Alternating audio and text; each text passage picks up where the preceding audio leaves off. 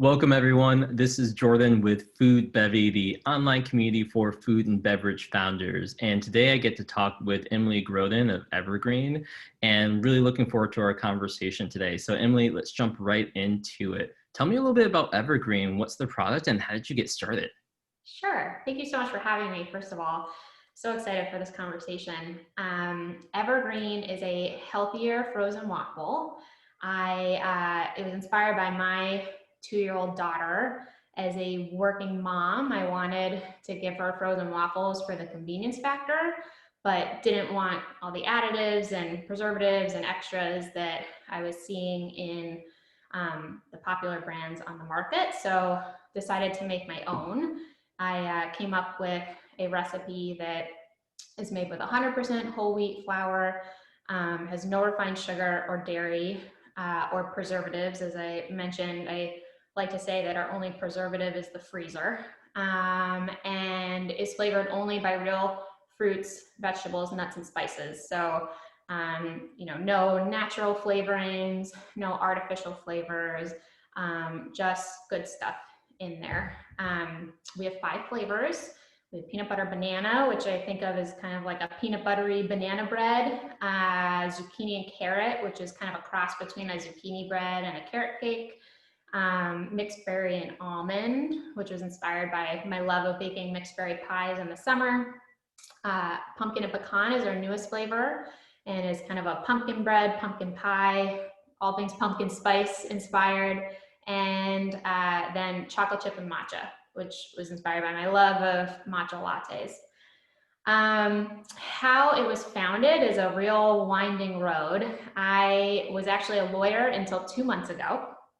So the first full year of Evergreen production, I was still working as a lawyer, and finally just retired so I could focus full time on Evergreen. But I went to Harvard Law School and was dead set on becoming a corporate lawyer. I really wanted to do mergers and acquisitions and corporate governance. Don't ask me how I got that dream, but that was what I wanted to do. I stacked my first 2 years of law school with basically every corporate law class that Harvard had to offer. So by my 3rd year, I had all these extra credits that I could kind of play around with and do whatever I wanted. And Harvard has a food law and policy clinic. I have always loved food. I think it is due to my growing up as an athlete. I actually swam competitively in college at Yale, and believe it or not, Yale is Division I. But I think because if you know anything about swimming, we train like 5 hours a day, burning so much fuel, you're constantly eating to keep up. And my love of food just grew out of that. And so when I saw that Harvard had food related classes, I thought, of course I should take those. And I fell in love with them. So I focused on 2 main issues: food waste and food insecurity. But we also studied things like, kind of the sugar epidemic in the US. And it was kind of the first class that I was really excited to wake up and go to in the morning, and really excited to actually do the reading at night. And you might have thought at this point the writing was on the wall that I should pursue something food related, or at least food and law related. But I completely ignored that, and I continued on my path to corporate law. I joined a big firm in Chicago, but I was still spending basically all my time outside of work doing things with food. So I was cooking a lot, partly because of my studies on sugar in the US. I came to really distrust kind of highly processed packaged food. So I was making everything I could from scratch, from bread to pasta to curing my own fish to making my own nut milks. And I was also soaking up everything I could about food through media, watching a lot of food related TV. One night I turned on Netflix Chef's Table. I don't know if you've watched Chef's Table. Of Um, course. Highly recommend it if anybody hasn't watched the series. But I turned on the Olinia episode. Olinia is a 3 Michelin star restaurant here in Chicago. I lived a few miles from it, but had never been. And by the end of the episode, I was so inspired by the beauty of the food, the passion of the chefs, the creativity of the chefs. that I opened my computer, I Googled Nick Kokonis, who's the co-founder, found his email, sent him a cold email, basically asking if he needed a lawyer, and thought I would never hear from him. Much to my surprise, 15 minutes later, he wrote me back and said, why don't you come in and talk with me in my office? So I went and talked to him. He essentially said, we weren't looking for a lawyer, but I guess it makes sense at this point in our growth, so why don't you come join us? And that's what I did. I joined them as their general counsel, and I split my time between the Alinea Group and Talk, which is a reservation software startup that was also started by Nick. And I mean, truly a dream job for a lawyer who loves food. And oh my God, that's so perfect. And I love Alinea and I use Talk. So yeah, what a cool opportunity. It was truly a once in a lifetime opportunity, and also a really formative experience for me outside of just being surrounded by that caliber of food and that caliber of chefs all the time. Nick's really well known for his like questioning the status quo mentality, always asking why. And that really rubbed off on me. So one night in late 2017, I was driving home from work, listening to a food podcast, surprise, surprise. And it was talking about the frozen breakfast market and how big it is and how it's still so dominated by that one really big brand that we all know that has a frozen waffle that I won't name. And I just found myself sitting there in my car thinking, really? I kind of can't believe that after all this time, nobody's come in and disrupted that market. And I kind of heard Nick in my head asking why. And I was also personally invested in this because we were trying to start a family at the time. I had friends and family who had started families, and I know that you feed babies and toddlers frozen waffles. And so I got home and I ordered a mini waffle iron off of Amazon in prime fashion. It arrived the next day, and I started tinkering with recipes kind of casually on nights and weekends. Fast forward to August of 2018, we had our daughter. And in November of 2018, I went back to work and quickly realized that when you have a newborn as a working mom, you no longer have nights and weekends.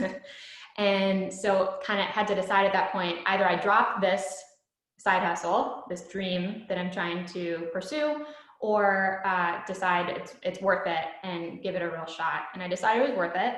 And I walked into Nick's office in January of 2019 and asked him if I could drop down to part-time 3 days a week so I could work 2 days a week on starting a frozen waffle company.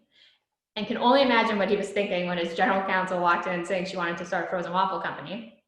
But to his credit, he didn't miss a beat. He said, go for it. And so that's when I started kind of pursuing it seriously. I hired a design company for my packaging. I called a bunch of co-packers, all of whom said the same thing, call us back when you have customers. Realized I wasn't gonna be able to start with a co-packer, so I got my license to work out of a shared commercial kitchen, and then started finally producing out of a shared commercial kitchen in August of 2019, so just over a year ago.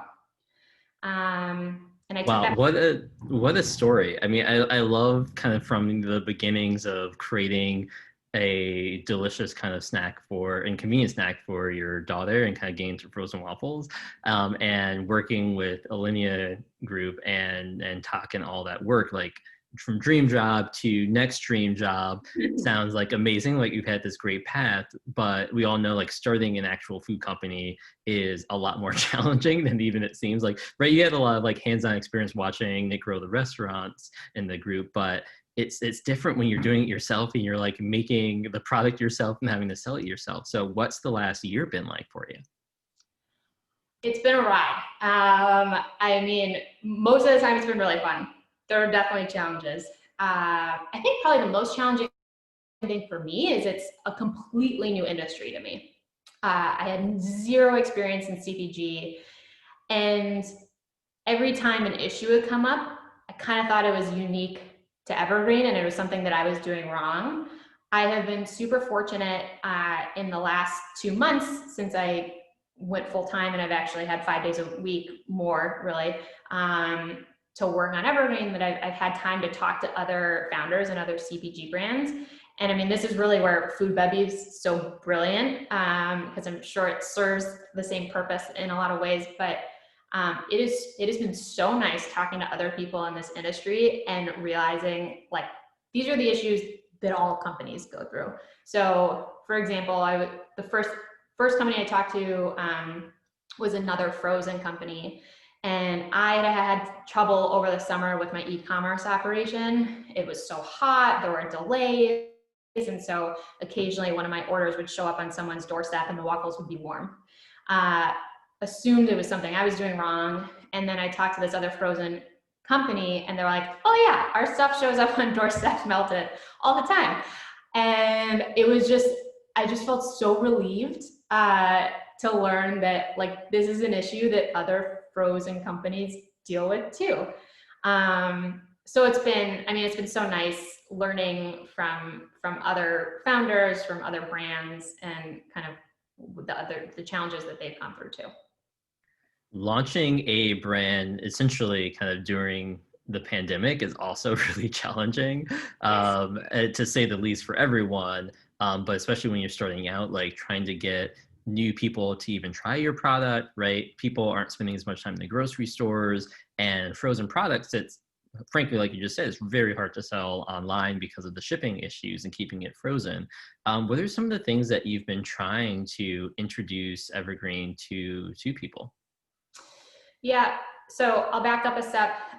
So I made my first batch in August 2019. I took my first batch in 2 duffel bags. I had a duffel bag of waffles and a duffel bag with a toaster and maple syrup and paper plates and plastic utensils. And I walked into my favorite corner store, asked them if they wanted to try my waffles. They said, sure, loved them. And that was my first sale. And then my second sale was Whole Foods. I just decided I'm going to give it a go. And I applied to be a local vendor, found out in October of 2019 that I was accepted, but it takes a while to onboard, as you know, at a place like Whole Foods. And so I launched in Whole Foods literally the second week of March. So I have not done a single demo table in a Whole Foods, for example. And marketing efforts are really different during the pandemic. I didn't feel comfortable pushing marketing really hard, just because the world was really scary and people were going through much more important things than me trying to get my frozen waffles into their hands. I have since started doing some kind of social media marketing. I work with one influencer in particular from New York who was a very early champion of the brand and really loves Evergreen and has a great platform. And so she's really helped me raise brand awareness, but kind of on a more national level. But otherwise, I haven't done a ton yet. If you remember, I was only working on this 2 days a week. And so those 2 days were often spent just making sure that we were producing enough to fulfill Whole Foods orders. But now that I have time, I just engaged a sales agency for the first time. So really excited to expand, hopefully from a kind of local regional brand into a more national brand. So yeah, I hope demos come back soon when it's safe. But until then, I'm just kind of relying on word of mouth. I've been lucky to have some real people out there who really love it and tell all their friends and tag us on Instagram. And that's really been the primary way of marketing so far. Well, I mean, I love all the things that you've done just within, the last year of really launching and building up the brand. So I think that's amazing, and commend you on all the progress that you've made so far. So I know it's still been a short time, but if you could kind of look back to when you're starting and give one piece of advice to another founder who's just starting out, what would that be? I am a real believer kind of at every step along my career in the idea, and it's super cliche at this point, but Wayne Gretzky's quote, you miss 100% of the shots you don't take. I really believe you have to take calculated risks. And I say calculated because I'm a lawyer and we're always risk averse. So they're calculated, but you got to take those risks. So for example, Going back to when I jumped from the big law firm to Olinia, had I never written that email, I never would have gotten that job. Similarly, some people thought it was kind of crazy for me to apply to Whole Foods as quickly as I did after just starting to produce out of a shared commercial kitchen. But in my mind, I was just thinking, what's the worst thing that can happen? They only review products once a year. If I don't apply today, then I have to wait another year. If I apply today and they say no, thank you, then I have to wait another year anyway, and maybe I'll get some good feedback out of it along the way. So I just think, anytime you're nervous about doing something or anxious about doing something or hesitating to take a step, like step back and think, what is the worst thing that could happen? And chances are it's nothing, and then just go for it. Why not? Absolutely love that advice. Emily from Evergreen, thanks so much for being on today and best of luck. Thank you so much, Jordan.